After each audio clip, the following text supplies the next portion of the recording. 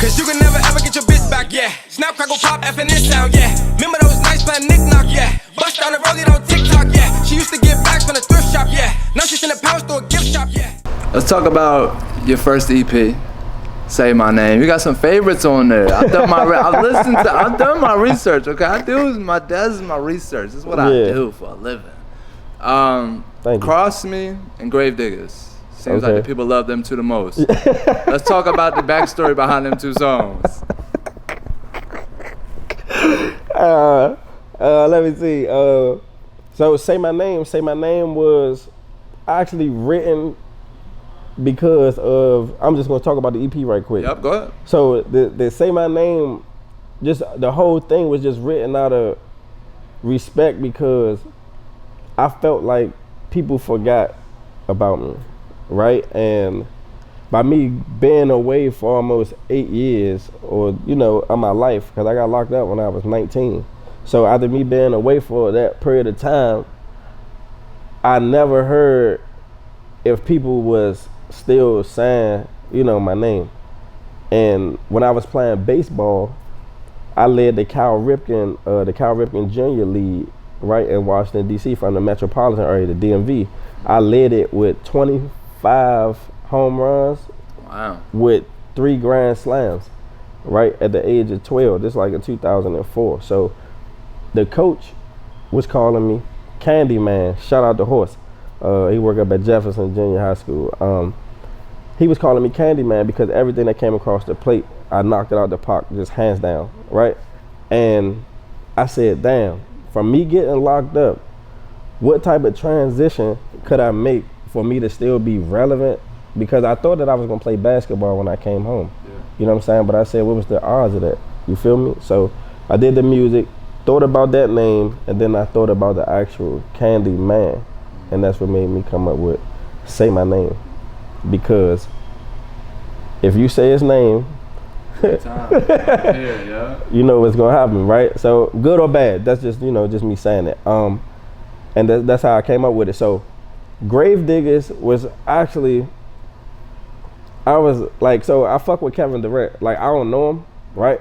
But I fuck with the nigga, and I was and like, fuck with DC. Yeah, you do fuck with DC. So I fuck with KD, and during this time, him and James Harden was playing with the Nets. So the Suns is my actual team. So before he came to the Suns, I was already like liking him. So I used to be arguing with people out the feds, about him, because just basketball talk, people was hating and stuff like that, right? So when I got the beat from a dude named Billionaire Bill from Atlanta and shit, when he sent it to me, I just fell in love with the J.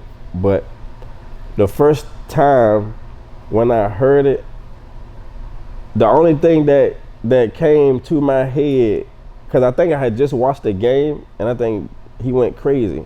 I think him and Harden went crazy, right? And the first thing that came to my head was, drop 30 KD, step back like Harden.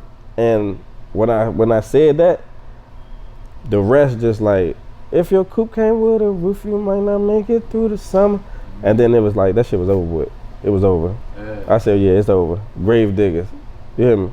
I'm in my bag, dog. Yeah. Oh, niggas mad. I really some bitches. I was in my bag. I was mad. Yeah, I was tight. I can tell. Somebody got you in your bag. Somebody. I was tight. You know what I'm saying? Because you start to see true colors and stuff like that. So you got to learn how to, distance yourself. You got to see a person for, who they are. You know what I'm saying? Like that's just what it is. And therefore, Cross Me, a real situation occurred. I was, actually, going through something, with a woman, and I wound up getting, locked up. So, that during that time when you think that you get locked up, you think that, your girl, supposed to be with you. So right. I watch movies and shit, like mob movies and stuff like that. So, they women always there. Right, so, I'm thinking like that's how the shit go. And, it ain't go like that. So that's how I came up with Cross Me. Okay, yeah. That's fine, because people love a good backstory. Yeah. People want to know, like, yo, what made him make that song? Like, because music the best way to affect people is to touch them. Yeah. So if you can, a lot of people go through them situations. A lot of people love KD. A lot of people love Harden, especially during that time on the Nets. Yeah. So that, if they're not listening for that, they're listening for you. They're listening for the message. There's always a purpose inside of music. Already. Cause you can never ever get your bitch back, yeah. Snap, crackle, pop, F and this sound, yeah. Remember those nights playing knick-knock, yeah. Bust down the road,